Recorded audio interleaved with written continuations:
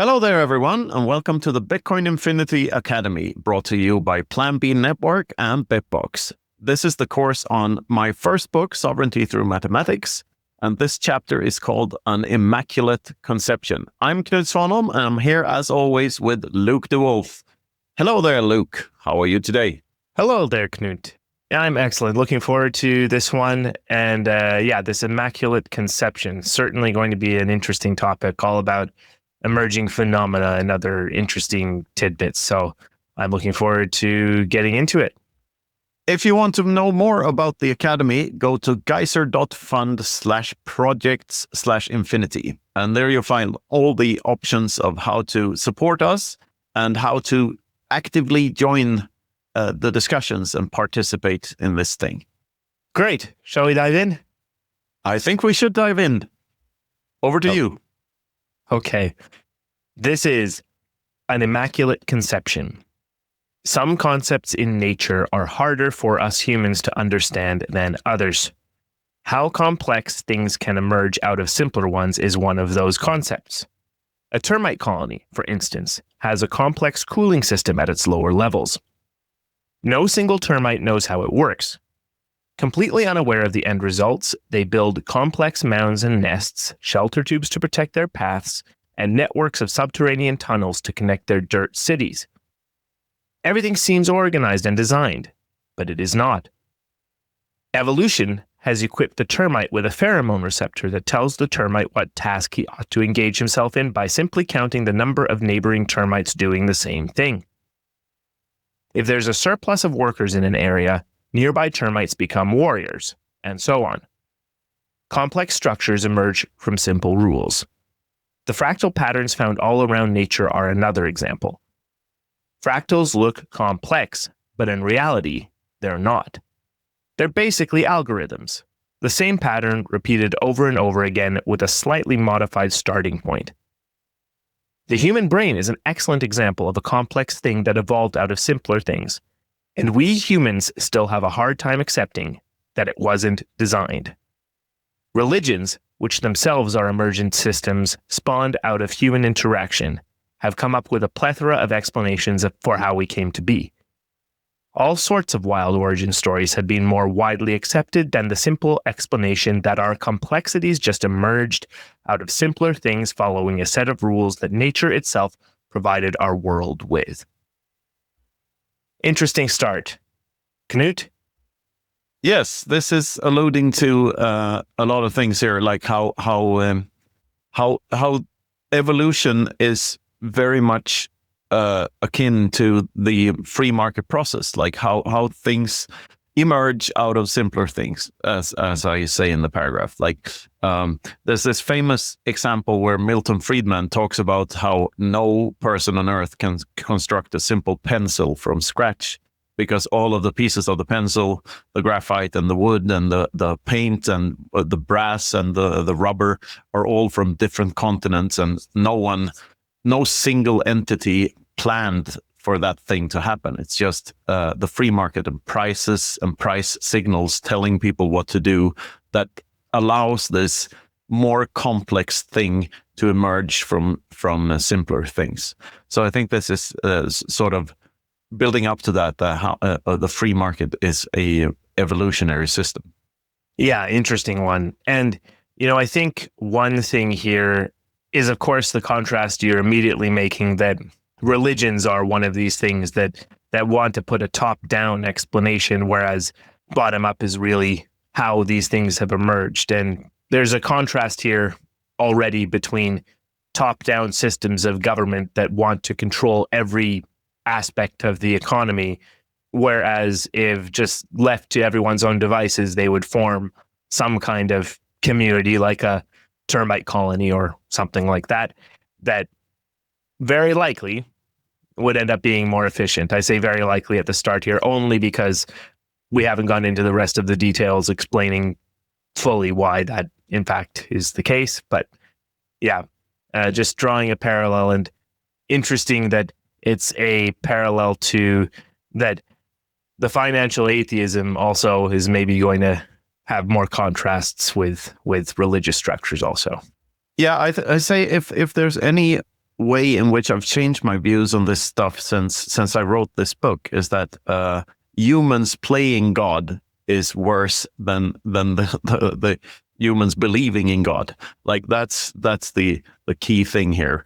As soon as human beings, we're somewhat inherently arrogant and think that we can influence stuff to such a large extent. Like the whole notion that we can fix the climate, for instance, is one such arrogance. And I think this is something. Well, if anything, I think humanity should be a bit more humble in terms of like when analyzing itself. Like we often think that we have a bigger impact than we do. And following this thought is that if people were left to their own devices and free to do whatever they wanted and trade however they wanted, the results would probably be better.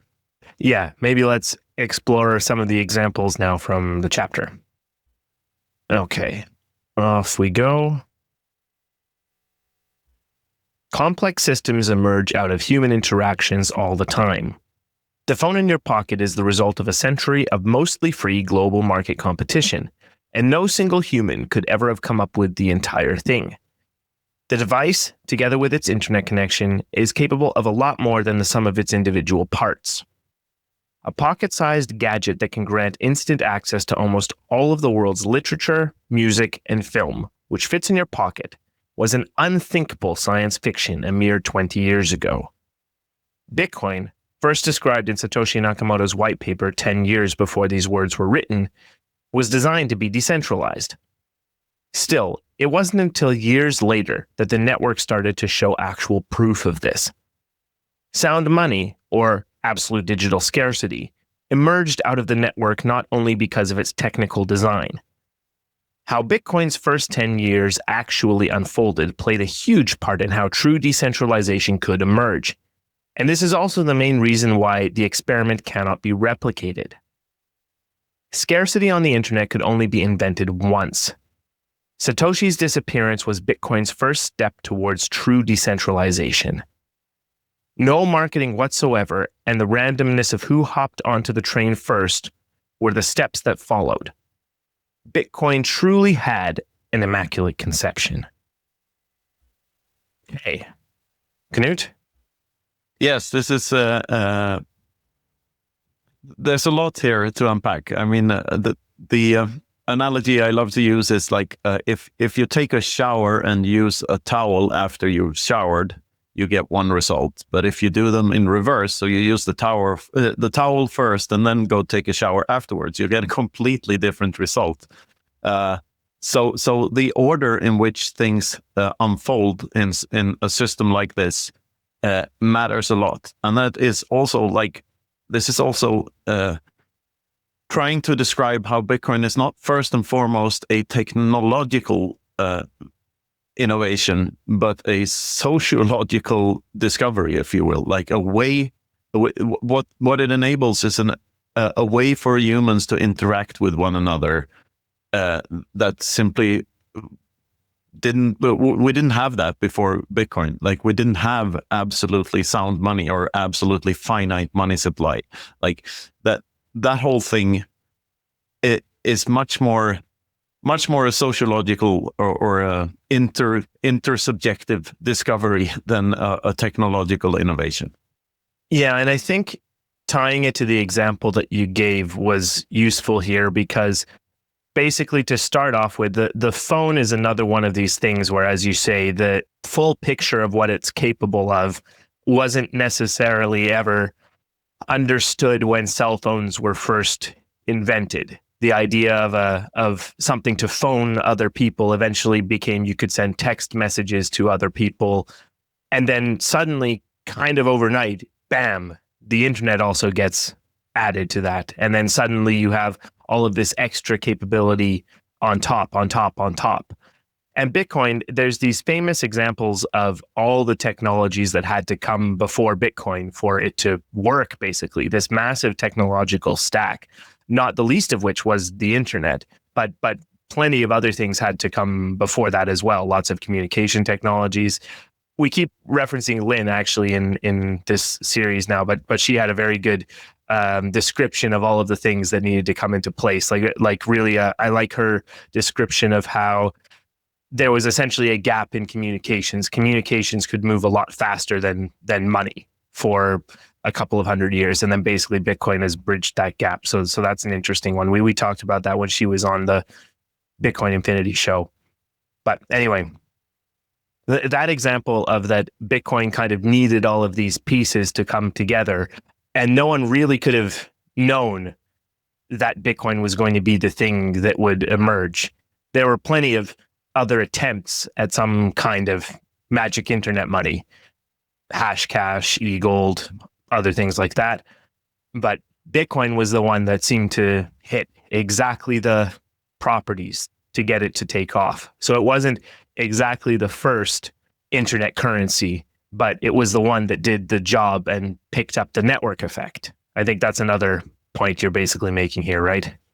Yeah, I always say that it wasn't the first, it was the last. Like that's a much more sound way of looking at it, because like the key difference is decentralization, which is a term that people throw around way too lightly, in my opinion. I think decentralization in Bitcoin is an unfortunate means to a much greater end, which is this money with a finite supply that cannot be double spent and cannot be, corrupted. So it is somewhat unfortunate that we need that, because the system would have been so much more efficient if we didn't. But the only way to check that no one is double spending any coins is for every user to keep track of everything else every other user is doing at all times, which is what running a node is all about. Like we keep each other in check, and that is why we need the decentralization. Also, like. Back to the paragraph, like you mentioned, Lynn, I'll echo that and mention a thing that Jeff Booth talks about a lot, is how the phone, the free market is the mechanism that made the iPhone from sand. Like it's literally made out of grains of sand. So through this emergent process of the free market, human beings were able to construct this magic James Bond device out of sand, and so it cannot be understated how powerful a force the free market of ideas is. Totally agree. And I think another point here is also that this is the reason why none of these other so-called cryptocurrencies have anything going for them either, because they're all trying to mimic what Bitcoin already did naturally. In other words, it's the top down to Bitcoin's bottom up, something like that. Yeah, they're misguided at best and scams at worst, usually the latter. I'm sure we'll talk more about those at other times, but for now, let's move on. Absolutely. On to the next one. The network has shown a remarkable resistance to change over the last few years especially, and its current state might be its last incarnation given the size of the network and the 95% agreement threshold in its consensus rules. It might never change again. In that case, an entirely new complex life form will have emerged out of a simple set of rules. Even if small upgrades are implemented in the future, the 21 million coin supply cap is set in stone forever. Bitcoin is not for humans to have opinions about. It exists regardless of what anyone thinks about it, and it ought to be studied rather than discussed. We don't know what true scarcity and a truly global anonymous free market will do to our species yet, but we are about to find out. It is naive to think otherwise. Various futurists and doomsday prophets have been focused on the dangers of the impending general artificial intelligence singularity lately, warning us about the point of no return, whereupon an artificial intelligence will be able to improve itself faster than any human could. Such a scenario could, as news anchor Ron Burgundy would have put it, escalate quickly. This may or may not be of real concern to us, but meanwhile, right under our noses, another type of unstoppable digital life has emerged. and it is already changing the behavior and preferences of millions of people around the globe. This is probably bad news for big corporations and governments, but good news for the little guy looking for a little freedom. At least, that's what those of us who lean towards the ideas of the Austrian School of Economics believe. This time around, we will find out whether this is the case or not. No one knows what it will lead to and what new truths will emerge out of this new reality. Interesting. What did you mean by that, Knut? Yeah, I meant just what you said. Well, yeah, the key point here, I think, is that Bitcoin is to be studied rather than something for people to have opinions about. Like this is such a fascinating system, because the fact that we all have to agree, like a super majority has to agree that a change to the protocol is a good idea. What that means from another angle is that only good ideas can be implemented, because we define what good is by everyone agreeing. And yeah, to play the devil's advocate here a bit, sure, the 21 million supply cap could theoretically change in the future if everyone agrees that that is a good idea. However, the likelihood that that will happen is extremely low, since the whole point of this thing is that it cannot be copied. So, like the statement that it's set in stone forever is true from that angle. So this is the Bitcoin being like the most robust system ever and the most fragile system ever at the same time. I find that so fascinating, because it is robust because we are robust, and we are robust because Bitcoin incentivizes us to be to not try to cheat the system, but try to follow the rules. So it's like positive sum game theory going on here, and it's just beautiful in my opinion. Yeah, one of the major FUDs that I hear from people at times are, can't you just create your own Bitcoin? Like, why don't you just go make your own version of it? Why don't you go make Knut coin, right? And even if they don't mean go make your own crypto that's random and has got its own blockchain or whatever, even in the more reasonable cases where they mean, why can't you just clone Bitcoin, make your own, and start using that? It's the way around the supply cap, right? That you can just make infinite Bitcoins by making another version. Well, what they don't understand is that no one's going to adopt it, right? An actual fork of Bitcoin. You can make your own, and good luck. Have fun saying fork. Exactly. I don't think we should signal boost any of the so-called forks of Bitcoin by name or anything, but let's just say none of them are doing all that well.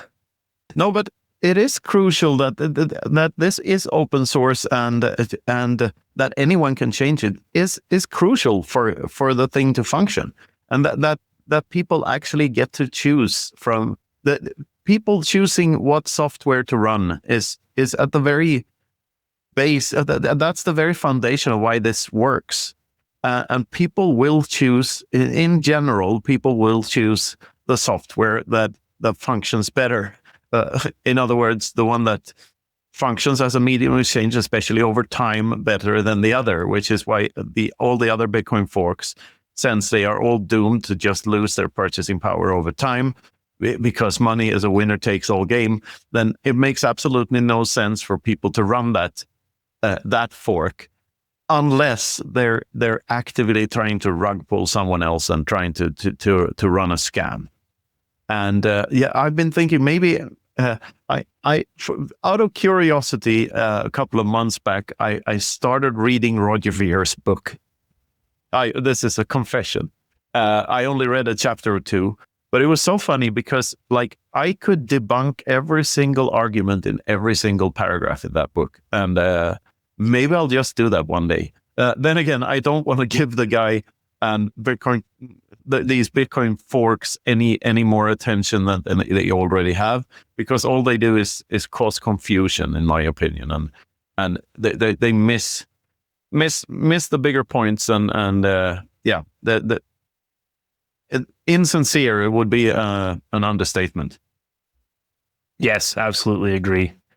Another thing I found interesting about this section is the part about the impending general artificial intelligence singularity, and this is from 2019. Yeah, and this is also saying something about that. Like, as I've come to understand praxeology better and better, my fear for a general artificial intelligence, as if I ever had a fear for it, I don't believe I did, but like that is not possible. Like an artificial intelligence can never be its own master. It can only be a human being slave, simply because of why we do stuff at all. Like any action we take is born out of a felt uneasiness, and the action we take is our attempt at removing that felt uneasiness. This is purely out of mimesis, and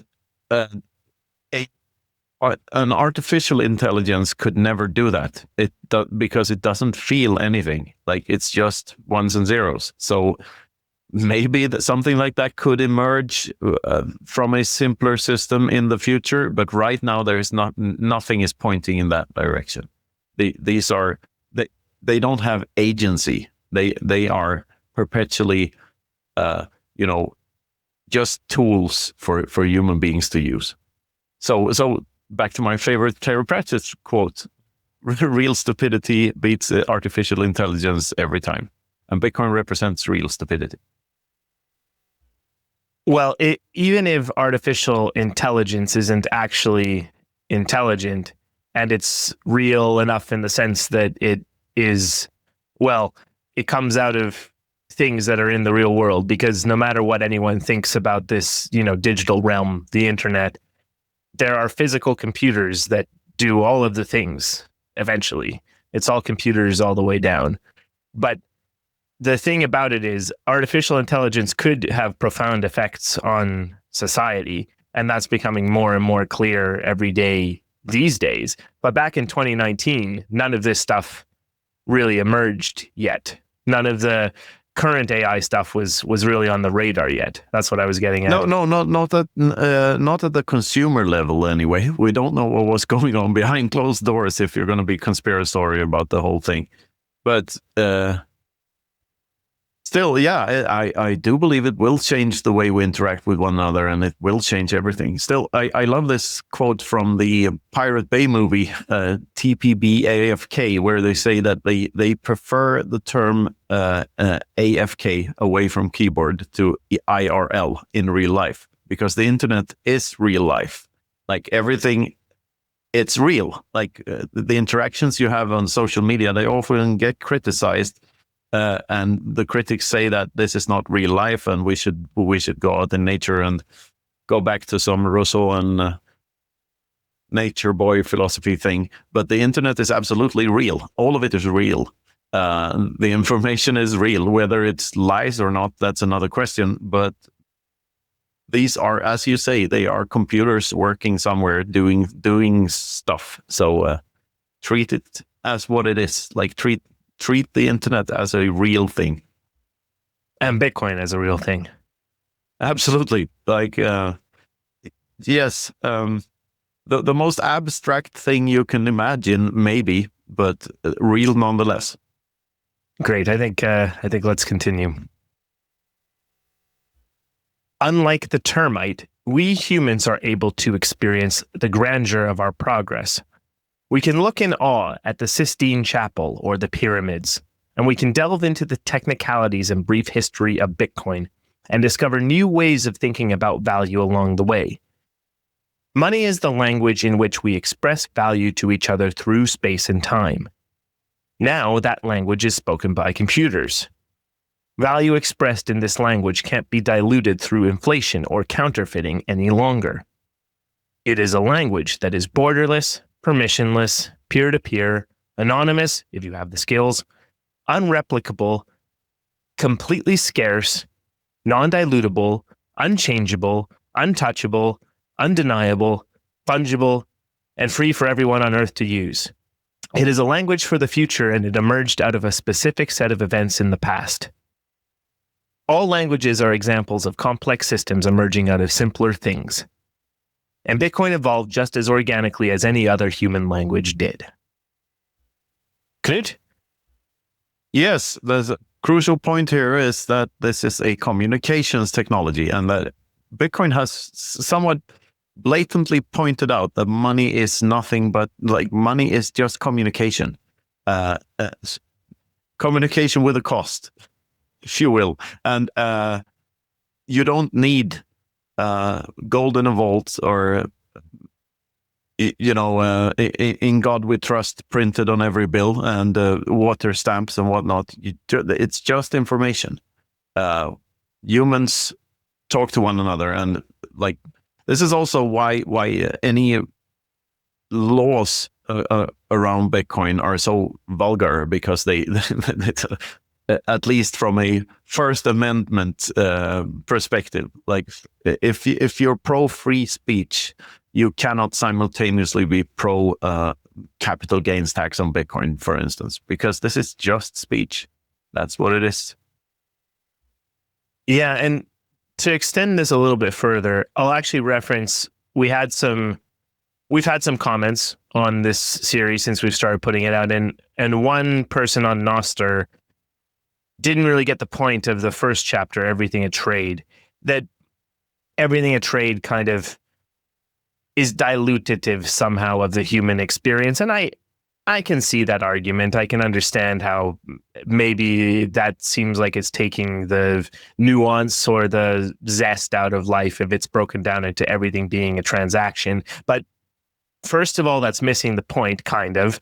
It's not that there can't be all of this other texture and flavor to life while still being that every interaction is fundamentally that both parties think that they are getting something good out of the interaction, or else it wouldn't happen at all, or it's non-consensual or non-voluntary.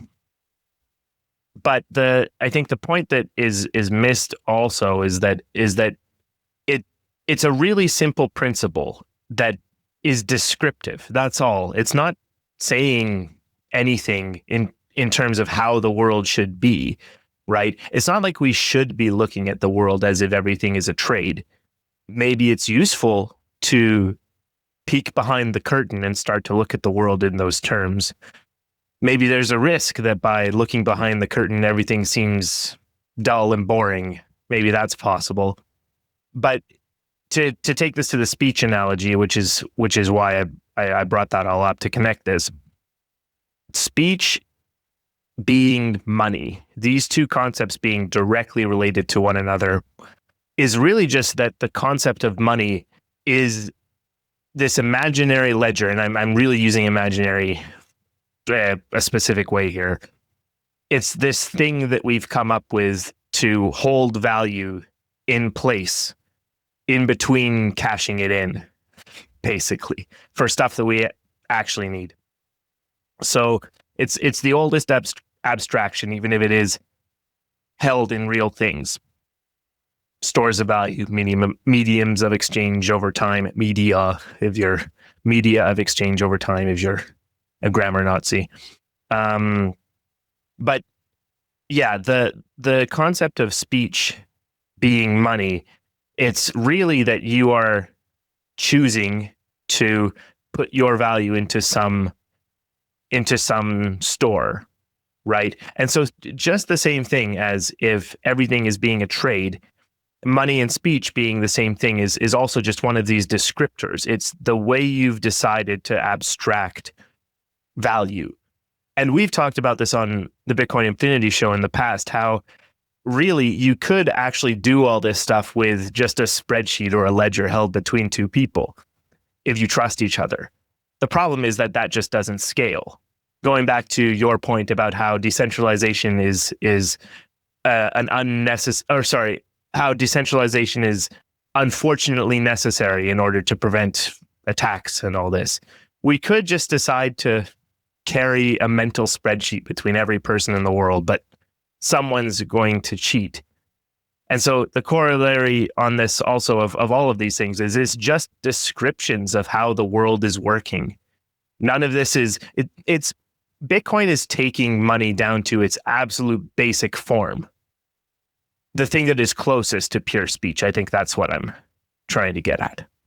Yeah, and to address the guy on Noster's points further, I think this has to do with what that the word trade is hijacked, or has been hijacked. Like I think from a Keynesian perspective, this is somewhat derogatory term to say that everything is a trade. Like, but the Austrian school is the only one that takes all.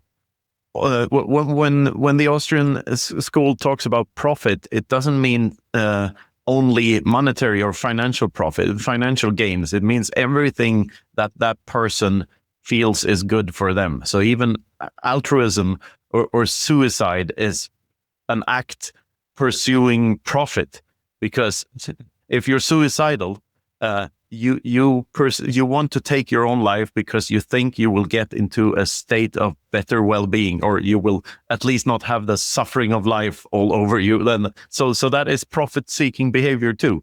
So everything a trade, it's not trying to diminish any other values you can have in life. It's just taking all the values into account. And I think that's a crucial point to make. It's not a cynic's view of the world at all, but the opposite. It takes all into account and just admits that whenever humans interact, we do exchange one thing for another, and that is trade. Like that's the point. Very good summary. Shall we move on? Absolutely. On to the next one. Decentralization is hard to achieve. Really hard. When it comes to claims of decentralization, a don't trust, verify approach to the validity of such claims will help you filter out the noise. So, how can the validity of Bitcoin's decentralization be verified? It's a tricky question because decentralization is not a binary thing like life or death, but rather a very difficult concept to define. However, the most fundamental concepts in Bitcoin, like the 21 million cap on coin issuance or the 10-minute block interval as a result of the difficulty adjustment and the proof of work algorithm, have not changed since very early on in the history of the network. This lack of change, which is arguably Bitcoin's biggest strength, has been achieved through the consensus rules, which define what the blockchain is. Some special mechanisms, for example, BIP9, are sometimes used to deploy changes to the consensus rules. These mechanisms use a threshold when counting blocks that signal for a certain upgrade. For example, the upgrade segregated witness, activated in a node when 95% or more of the blocks in a retarget period signaled support.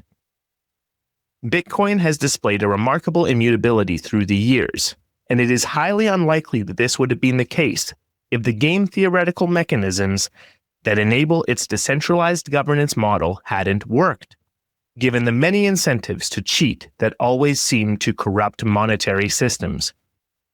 In other words, the longer the system seems to be working, the higher the likelihood that it actually does. Very good description of some of the ways Bitcoin works. Yeah, and but there are so many misconceptions about this, and I mean, even with a system as robust as this, there were some side effects of segregated witness that we couldn't foresee. Some of it has. There are good arguments for why the witness discount has helped shitcoins on Bitcoin, the spam issue, come to being, and that it could have been done a better way. Still, we sometimes the protocol just has to upgrade. For instance, segregated witness allowed for the Lightning Network, which allows Bitcoin to scale as a medium of exchange over space rather than time, and it's the only way for it to scale while keeping its decentralization, which is crucial for its security, which is crucial for the entire project. So it has to upgrade this way. And I sometimes get the question what I think about ossification. And the thing about ossification, which is like the point where Bitcoin doesn't change anymore, is that we can never know whether that has happened or not. Like everything is still up for debate. Like you still have node runners and people signaling stuff in the network. And that will always be true. So like from a certain perspective, Bitcoin cannot ossify, but it can be, what it can be is resistant to change. And that is a feature, not a bug. Whenever there's a change in the protocol, you somewhat change the economic incentives for the miners. And this is very, very crucial to not do. So all the changes will have to have as little an impact on miner behavior as possible in order for this to work as the sociological innovation sound money, like a super sound money. I don't want to say ultrasound, but super sound money, like money with a finite supply. The ossification point is interesting, and the connection to the consensus rules also. I think your point about that there should be as little miner impact is only one part of the equation, though. It's all users of the protocol, really, with miners being one of them. Of course. Every economic actor. Right. And to that point, sometimes the effects of changes to the consensus rules are not even seen until years later down the road. Like, for example, SegWit and Taproot eventually enabled things that have turned into large exploits of the original rules or the intention of the rules that have resulted in quite a bit of spam coming onto Bitcoin, the Bitcoin blockchain. And well, we're adamantly against that. And I think we would even go so far as to say that the spam on Bitcoin is just the same thing, worse even than the worst crypto scams, because it's actively making Bitcoin worse for everyone else. And it was through stuff that was unforeseen consequences, bugs or exploits, if you can call them that emerged out of previous rule changes. And now there's an argument that changing those rules retroactively would be unfair because miners can theoretically make more if dummies with wizard hats decide to put frog JPEGs on Bitcoin. And so that's not a good situation either. We have to be very careful with this stuff. Absolutely. And here, two things can be true at the same time, which is you can simultaneously think that the spam is crap and that people oughtn't do it, and also be against a hard fork or any violent change to the rules. I think that in the end, the best way to solve any issue like this, so what do you call it, like a usability issue or whatever, is to educate people and to make them understand that this is not hate to use the term proper, but this is not proper profit-seeking behavior unless you're a scammer. So education is key here, I think. All right, on to the next one. Satoshi set in stone the length of the halving period, a very important aspect of Bitcoin's issuance schedule and initial distribution. During the first 4 years of Bitcoin's existence, 50 new coins were issued every 10 minutes up until the first block reward halving 4 years later. Every 4 years, this reward is halved, so that the issuance rate goes down by 50%. This effectively means that half of all the Bitcoin that will ever exist was mined during the first 4 years of the network's life, 1/4 during its next 4 years, and so on. At the time of writing, we're a little more than a year from the third halving. After that, only 6.25 Bitcoin will be minted every 10 minutes as opposed to 50, which was the initial rate. What this seems to do is create hype cycles for Bitcoin's adoption. Every time the price of Bitcoin booms and then busts down to a level above where it started, a hype cycle takes place. Bitcoin had no marketing whatsoever, so awareness of it had to be spread through some other mechanism. When a bull run begins, people start talking about it, which leads to even more people buying due to fear of missing out. FOMO, which inevitably causes the price to rise even more rapidly. This leads to more FOMO, and on the bull market goes until it suddenly ends, and the price crashes down to somewhere around or slightly above the level it was at before the bull run started. Unlike what is true for most other assets, Bitcoin never really crashes all the way. Why? Because every time a hype cycle occurs, some more people learn about Bitcoin's fundamentals and manage to resist the urge to sell, even when almost all hope seems lost. They understand that these bull markets are a reoccurring thing due to the nature of the protocol. These cycles create new waves of evangelists who start promoting Bitcoin simply because of what they stand to gain from a price increase. In a sense, the protocol itself pays for its own promotion in this way. This organic marketing creates a lot of noise and confusion too, as a lot of people who don't seem to understand how Bitcoin works are often very outspoken about it despite their lack of knowledge. Red herrings, such as altcoins and Bitcoin forks, are then weeded out naturally during bear markets. Every time a bull market happens, a new generation of Bitcoiners is born. Great. Again, describing some good educational description of what's going on here in the Bitcoin world. Yeah, in hindsight, this is a very speculative paragraph. Like, I happily admit that I do not and cannot know any of these things. If this was deliberate from Satoshi, if this is actually what triggered the bull market, and all of that is speculation. It certainly seems like Bitcoin evolves or Bitcoin adoption goes in these cycles, and that these cycles are somewhat coupled with the halvings. Also important to point out here that it's not the miners that find the Bitcoin. The miners find the blocks where the Bitcoin are in, and we allow the miners to give themselves those Bitcoins as payment for the work they provide for the rest of the network. So that's a crucial distinction here, which is not touched upon in this chapter, right? But I think that's good to point out. Also, this is to emphasize a point made earlier in the chapter. We are here to study Bitcoin, not be opinionated about it. And this is in the territory of studying the thing and like trying to make sense of it. It's also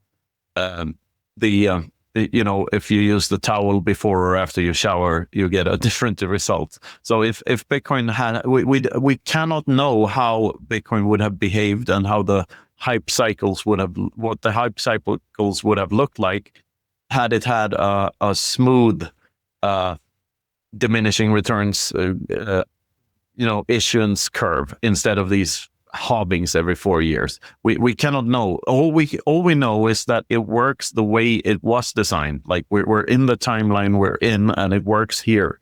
So that tells us that at least it was good enough. And this is one of my favorite quotes. I think it's Tomer Strolite. Like Bitcoin never needed to be perfect, just good enough to last forever. And I love that quote. Yeah, it's a great quote. And, and then another thing here that we've talked about before is that it was an interesting coincidence that the halvings occur in U.S. presidential election years. So there's a really big shakeup every 4 years, depending on whether there's a change in presidencies. Yeah, but also, like, I think people overestimate the U.S. presidential elections and what kind of impact they have. Of course, they have some kind of impact, but I mean, if there's a senile person or a buffoon in the White House, like Honey Badger does not care. Like the whole point of Bitcoin is to not have to worry about politics. One Bitcoin still equals one Bitcoin.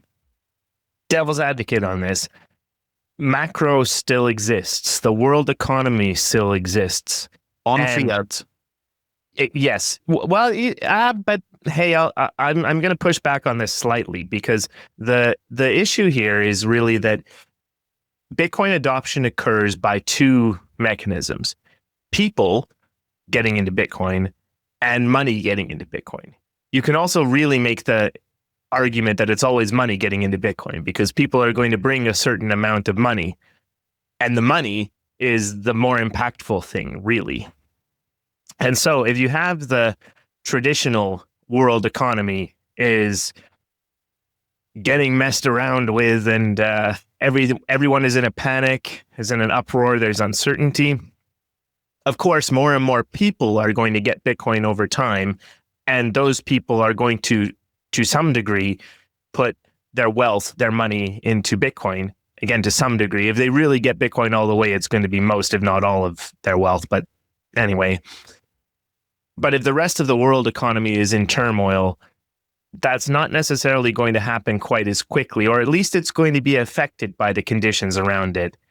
I've liked what Michael Saylor and others since him, I think, he's at least the first person that said something resembling this, that basically Bitcoin is only one half of the ledger. The rest of the economy, like where stuff is happening, that's the other half. Bitcoin is the measure of value in whatever sense that means. But the world still is a place where things happen, and that's the other half. And so that place is where you can still have quite a lot of things that affect whether Bitcoin adoption is going to happen. All right. I love this because now I'm going to devil's advocate here. First of all, money does not measure value. It signals value, which is a crucial distinction and a Austrian economics insight. Also, I would say it could make the argument that only people come into Bitcoin and not money, because money, as we know it today, is not real. It's just a measurement of how fooled people have been into playing all the fiat games. So paper Bitcoin is not Bitcoin. All the ETFs in the world, and even MicroStrategy is Bitcoin, are held by a custodian, which means at the end of the day, it's some guy keeping a secret from some other guy. That's what unlocks the Bitcoin. And what we're the thing I'm looking forward to is not seeing nation states fight over Bitcoin. I'm looking forward to the final scene of Fight Club, where you have all the skyscraper just falling down and me standing there having blown half my face off with my girlfriend and just enjoying the show. That is what happens when these institutions are going to learn, like everyone else, that Bitcoin custody is important and you shouldn't leave it to other people. Sooner or later, that doesn't work. You have to take control yourself. And it completely redraws the map of what finance is and what money is, what information is, what being a human being is. So at its very core, it's a much deeper revolution than any of these fiat institutions that exist now can even fathom. I prefer to look at this in 400 years into the future than 4 years. What impact does this have on our children's grandchildren? Not what impact does it have during the next election? Sure. Good points here. I think we're both right to some extent. The economy does exist and things do happen. But as you say, the trajectory, and those of us who have grokked what this thing is believe that the trajectory is inevitable, but there could still be bumps along the road. Yeah, absolutely. And I think both statements can be true at the same time. It's just a question of how much you zoom out. If you zoom in, what's going on with Bitcoin and macro is super interesting and important to get people to get this thing right now. But from a helicopter perspective, it's just a blip on the radar. Well, and to tie it back to the other point from this paragraph here in the chapter as a whole, it's all bottom up anyway, which is to say that basically the stuff going on external to Bitcoin, you're right that Bitcoin doesn't care, but it also does mean the flip side is that it means that Bitcoin's own internal marketing and the hype cycles as they exist really do have some dependence on what's going on outside of it. People may come and go from being strong advocates for Bitcoin, especially if Bitcoin rises enough that their stacks are big enough that you can just ride off into the sunset. Some percentage of people, I'm sure, have just done that, right? And to add to that, I mean, even the fiat economy and the legacy finance system or monetary system is also bottom up. It is what it is because people have allowed it to materialize, because people haven't been vigilant enough to double check that their money isn't being counterfeited. That's why macro is a thing at all. So you could claim that everything is bottom up.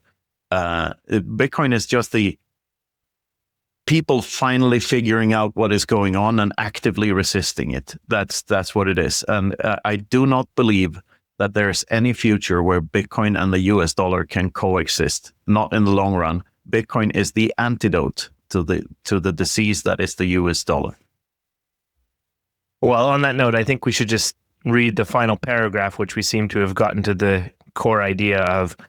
And I'll also just quickly make a note, sort of, that this is one of those chapters that in your earlier books is a bit of a fall off the cliff, you know, but that's okay.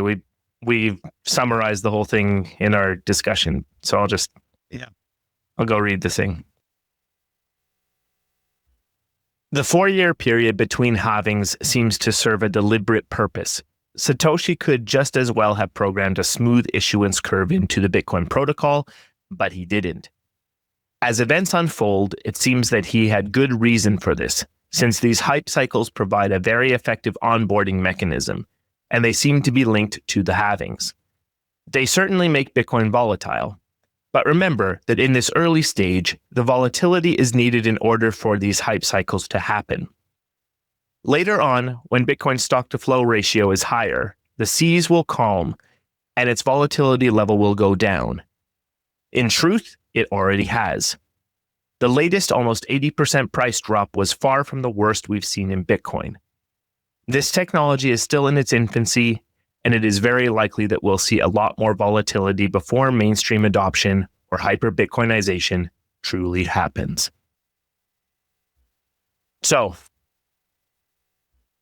yeah, again, very speculative, and maybe not something I would have put in a book today. There's a lot of speculation here, but there is the volatility going down is an observable thing. Like Bitcoin is not as volatile as it used to be.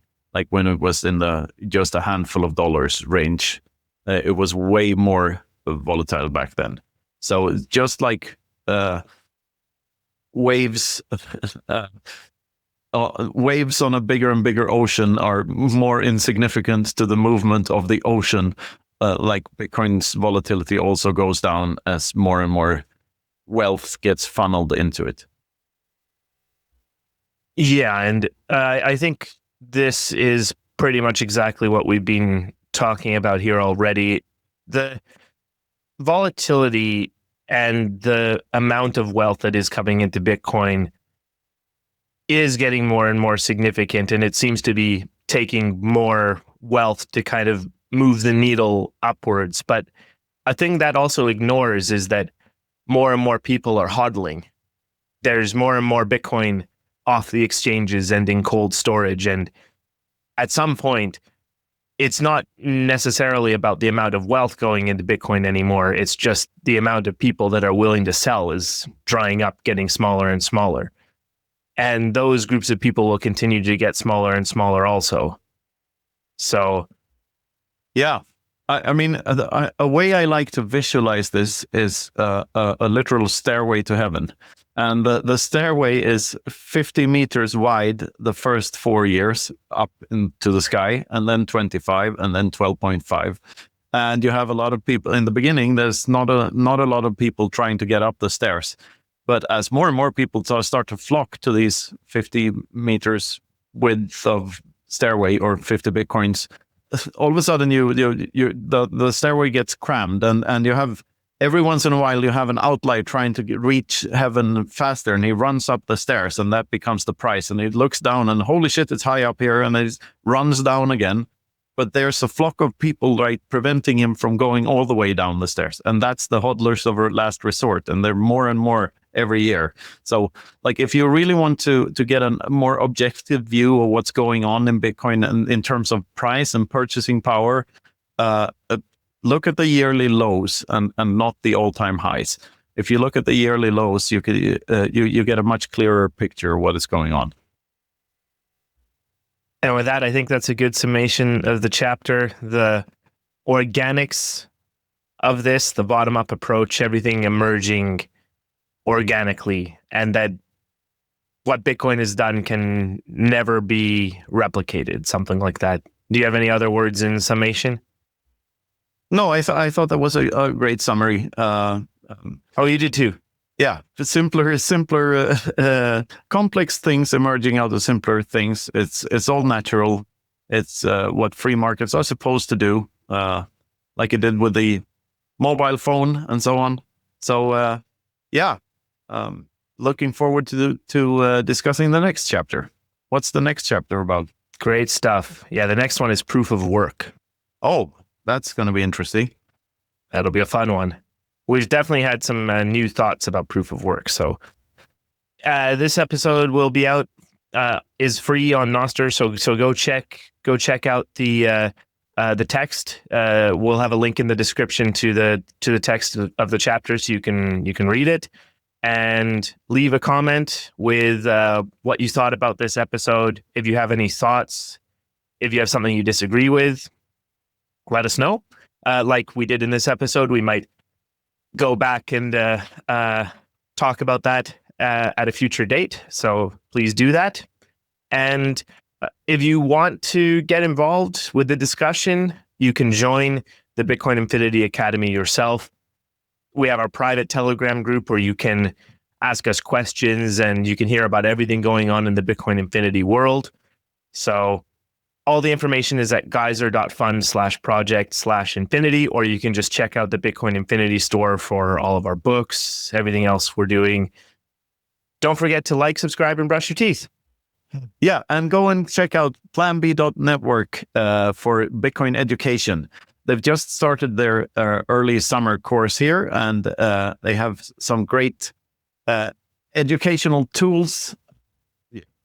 I highly recommend you take their course on Bitcoin, but either the business side or the technology side. They have something for everyone.